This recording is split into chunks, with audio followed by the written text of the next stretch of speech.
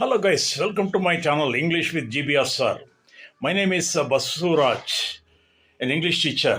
Well, today I am going to teach you how to put questions, the art of questioning, how to make it.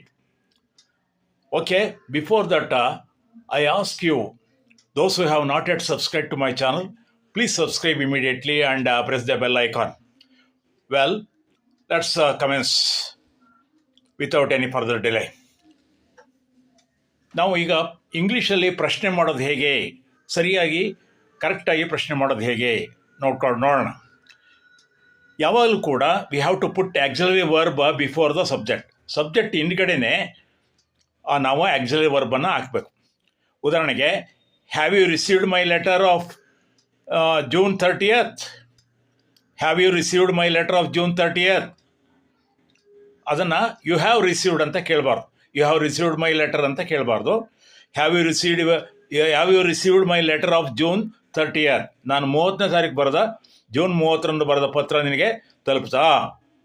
Y are you laughing? ನೀನು ಯಾಕೆ ನಗ್ತಾ ಇದೀಯಾ?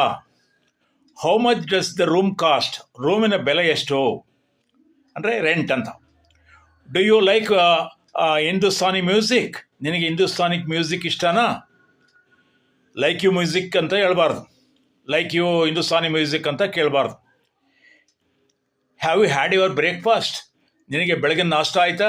ಅದನ್ನು had your breakfast ಅಂತ ನಾವು spoken English ಹೇಳ್ತೇವೆ. ಆದರೆ ಸರಿಯಾದ ಒಂದು ಕ್ರಮ ಅಂದರೆ have you had your breakfast, have you had your lunch, have you had your dinner. ಹಾಗೆ